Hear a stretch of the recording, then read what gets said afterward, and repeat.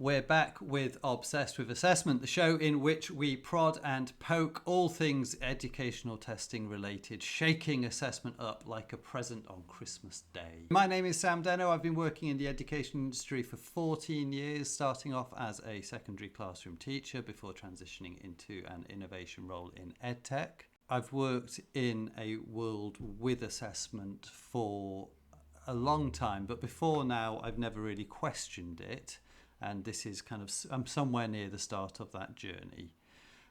Today I've got a brand new co-host, and why use one name when you can have four? Emma Louise Rose McHale, do you want to tell us a bit about yourself? Well, Emma is absolutely fine. Hi, I'm Emma. Very much like Sam, I've been in education for a long time, so I taught in primary for 12 years, and the majority of those years were in year 2 and year 6, which, as anybody in primary teaching will know, those are kind of your big assessment heavy years. I feel like me and you have got it covered between us, primary and secondary, so... It would be nice to think we know everything. Oh, definitely. But, alas, that is not the case. Let's hear the theme tune, and then we'll dig into the episode.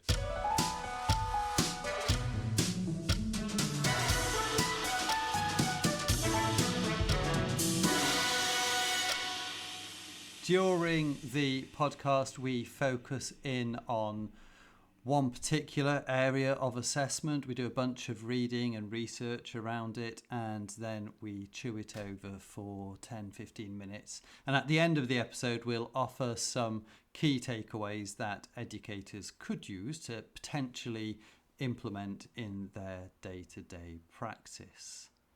As part of their Breaking Down Barriers manifesto, the new Labour government mentioned 3 countries that provided excellent models for social mobility, not necessarily education, but social mobility. And I thought that it would be interesting to look at the role of education and assessment within these countries and see if there was anything that we could draw from them, both in terms of the bigger picture, over which the majority of us have little influence because we don't work in the government, but also in terms of day-to-day teaching and implementing ideas into our day-to-day teaching. So today we're going to start with Denmark. Have you ever been to Denmark, Emma? I've never been to Denmark, and I do kind of like that part of Europe. I don't know why Denmark's not been on the list yet.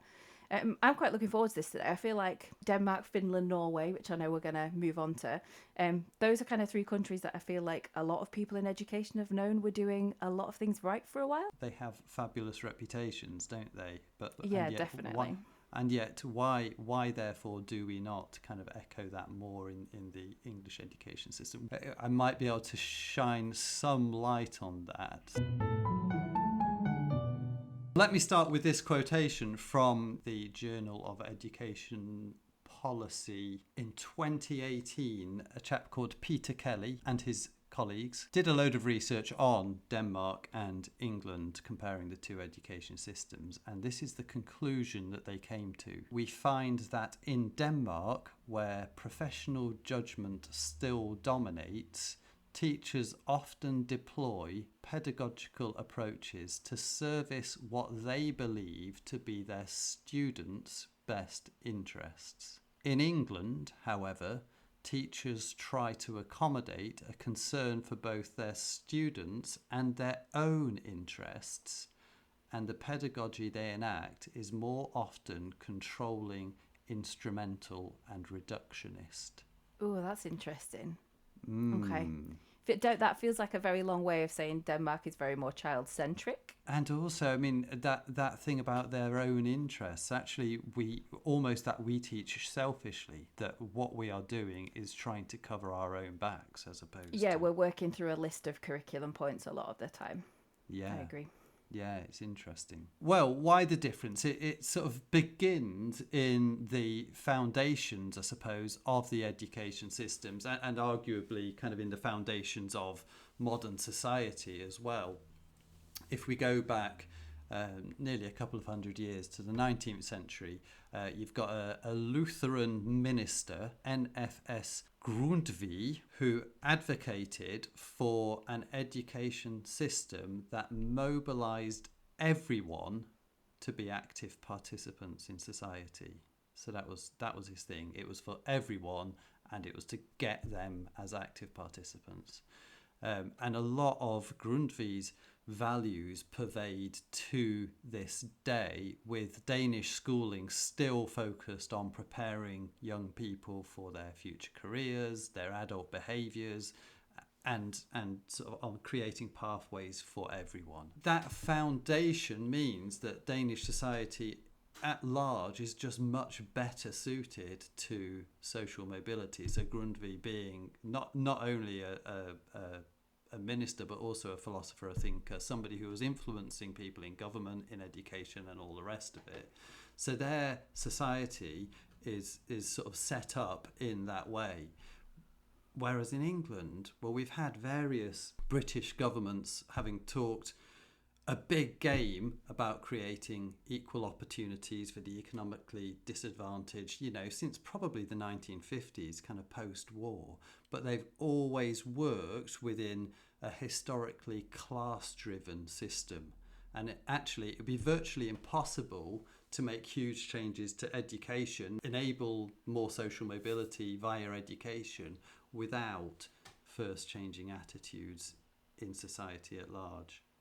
I mean, that's quite a big a big suggestion from us on a podcast. Yeah, can you do it, please, Emma? Can you sort that out? I'll start a to-do list. So I have actually written an associated blog to this, in which I really get into the nitty-gritty of the structure of Danish education, and I pick out some key differences with the systems in England. But I'll just very briefly go through some headlines here, and then we'll get onto the assessment kind of thing and how that works. So in Denmark, formal schooling begins later. Do you know what age it begins, Emma? Well, 7 is my guess. Yeah. I have had children join school at kind of like year 3 or 4 in an English school who have come from elsewhere in Europe. And I know that some of them haven't started formal school until the age of 7. And I do always find that very interesting, that there's appears to be very little knock-on negative effect to that.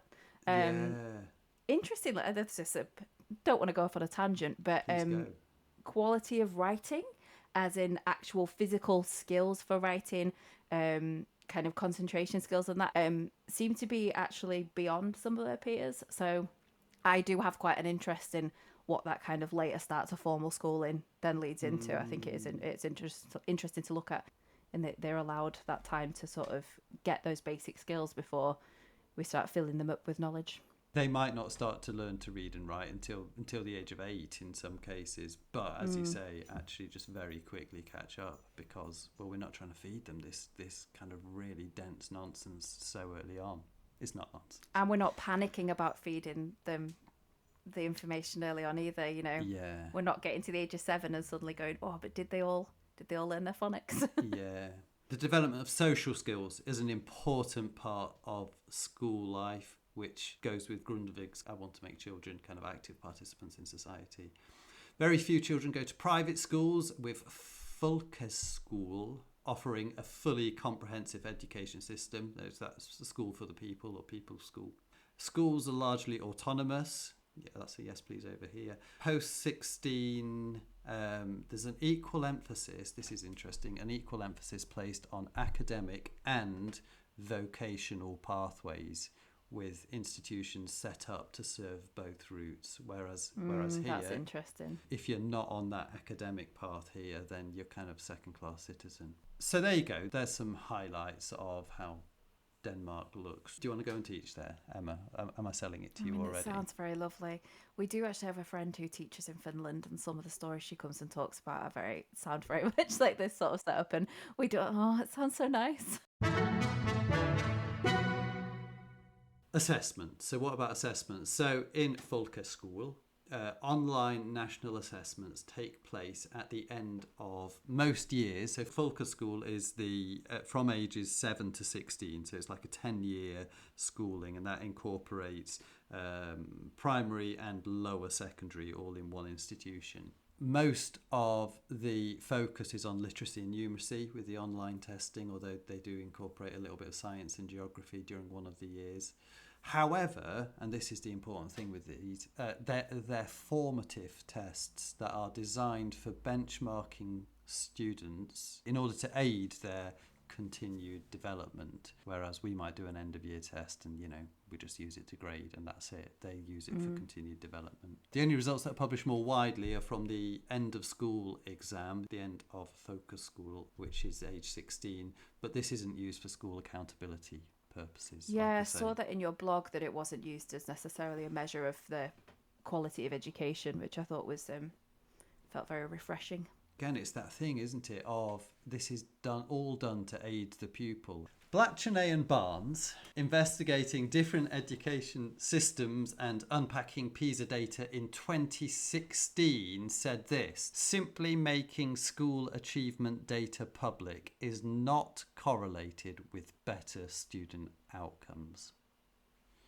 Why is the UK government not listening to this? I know, and it's panic-inducing as well for a lot of schools. There are schools that really hang their hat on the fact that they've got really great assessment results, and there's some schools who, and similarly though, they must also be dreading it just in case they don't. But there's other schools for whom those results are never going to be achievable because of, we know we're talking about social mobility, but the demographic of the children and the backgrounds they come from, they're never going to be able to be up there with some of those schools for whom the outcomes in terms of assessments look amazing every year on year.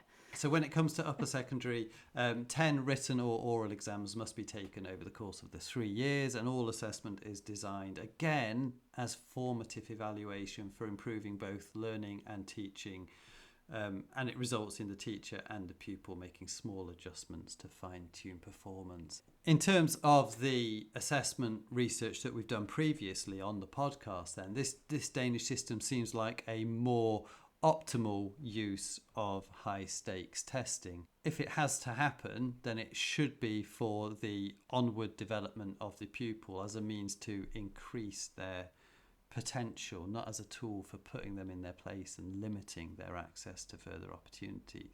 So assessment should open doors for pupils. It shouldn't close doors on pupils. It should be an opportunity to know where they're going right and where they're going wrong and adjust. Yeah, like a nice chance to identify strengths as much as it is, let's try and close this gap over here. Is there anything we can take away from all this then? So obviously the government is responsible for system changes. So as appealing as we've said it all sounds, it can't simply be implemented wholesale into everyday practice. I can't just go and do this in my classroom tomorrow. So I've just written down some underlying philosophies that the Danes champion that could be beneficial to us as educators now in an English classroom. Educators could be focusing on the purpose of education as an enabler for becoming an active participant in society. I don't know that you'd get this in primary schools, but certainly in secondary schools, you have pupils who know that. They already know that they will be failed by the assessment and examination system because it doesn't suit everybody. It's an academic system. It's an elitist system. It doesn't work for all pupils. And so you often get asked that question, again, in a secondary classroom, maybe in the primary as well. But why do I need to know this? Why are we learning this? What's the point in this? I think they definitely ask that in primary classrooms. I do that, okay. Oh, yeah.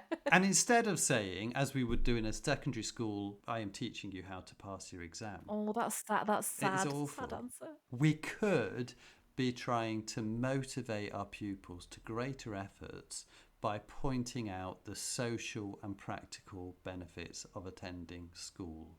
That thing about becoming an active participant in society, which ultimately that is what our school system is attempting to do. We just don't do it very well. So we could point out that, school enables you to work with others. It encourages workplace discipline. It improves problem solving, perseverance, sharing a workplace with co-workers. All of those things, these are the things that we could be pointing out rather than say, oh, well, I'm teaching you to pass your exam. That's one idea. And then the other idea was very much around that formative assessment thing and where I think in Denmark they offer a really, really effective model of formative assessment. We don't do it so well here, but we can attempt to implement it even better in our classrooms as well. And I think a lot of teachers do want to do this. I think this is something that teachers would do if they had the time to do it, and if it was given value and people then could put the effort into doing it. I think this is something that a lot of teachers would love to do in the UK. So we'll go and live in Denmark, and in the meantime, whilst we're flying over to Denmark, you could be liking, subscribing, you could be commenting on the episode. You can email us at assessment@twinkl.co.uk. And if you want to learn more stuff about assessment, then tune in next time. Thanks for listening, and thanks for joining me, Emma, and goodbye for now. Oh, thank you. Bye.